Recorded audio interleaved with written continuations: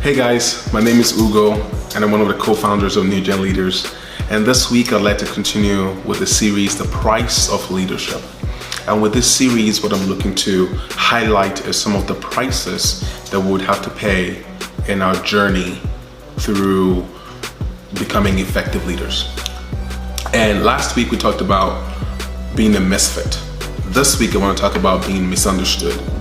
And essentially what being misunderstood is, one of my favorite scriptures is, where there is no vision, the people perish. Essentially, as a leader, you're going to spend a lot of time thinking about the future, visualizing the future, strategizing.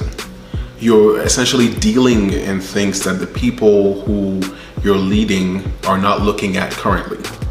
Most of the time, people only believe what they can see. They only believe what they can understand based on what they see currently. But as a leader, you can't dwell in the now. You have to be ahead of the people you're leading, which means that most of the time, when you're trying to communicate what your vision for the future is, the people who you're leading and the people around you might just be seeing what is there currently.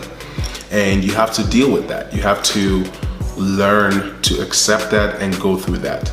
People are going to misunderstand your confidence for arrogance. They're going to take your persistence and your ambition for stubbornness, But if you don't have persistence and you're a leader, you wouldn't have the courage, you wouldn't have what it takes to lead your people from where you currently are to where you're supposed to go. So if you find that people don't just understand you, and I mean that they don't understand what you're seeing in your head, right? Don't think, like I said last week, don't think that you're alone. It's one of the things that you'd have to, again, embrace in your journey of leadership and own. A lot of examples come to mind from different walks of life. Let's go all the way back in Christendom and talk about Jesus. Jesus was perhaps one of the most misunderstood people, or men that walked the earth, right? Because he was bringing concepts and bringing things that the people at the time thought were abominations, to say the least, right?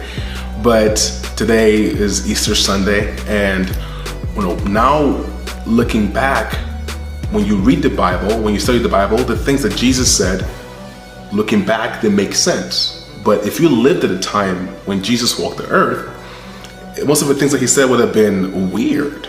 One of the things that he said that the one who stoned him for and killed him for was he said to the people who were around that if it destroyed the temple, that he would build it up in 3 days. They about lost their minds and said, this guy is a freak, right? It took us 40 years to build this temple and he's going to build it in 3 days. Kill him, right? But really, now we understand that he was referring to his body, right? Which is the significance of Easter. But at the time, Jesus was very, very misunderstood. So let's pick another example. A more secular example, Steve Jobs, right? In technology, right? Coming in, he had ideas, he had concepts that the people on the board of Apple didn't understand. They kicked him out, right?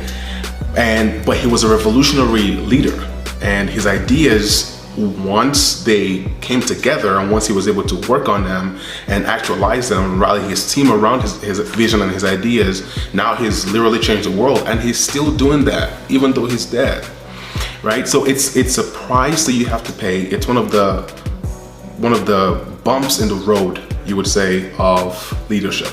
But again, the only one who was experiencing that, or who will experience that.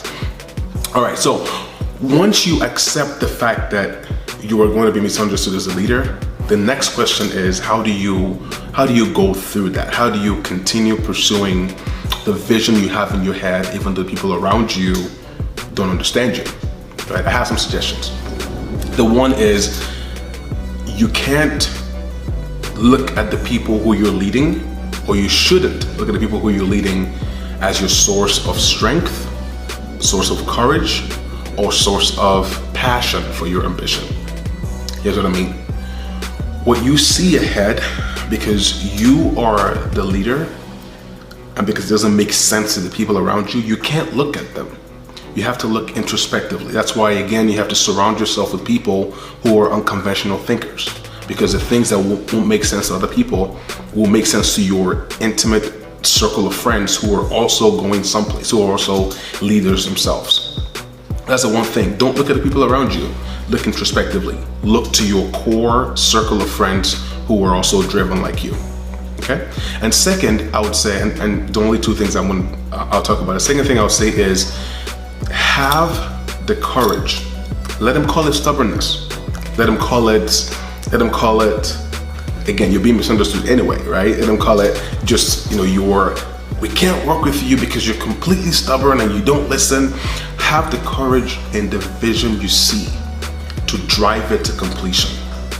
What I mean by that is believe in it so much that even if everyone else around you didn't want to come with you to pursue this in pursuit of this vision, you go anyway, because you have such faith, you have such strength of conviction that you have for the vision you see, so powerfully, so strong that you're willing to go anyway.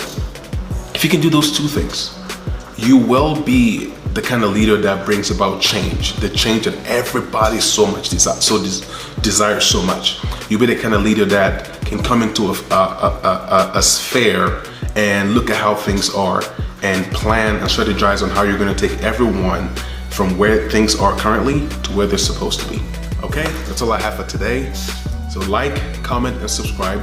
I really want to hear what you have to say, and let's get some dialogue flowing. I hope this helps.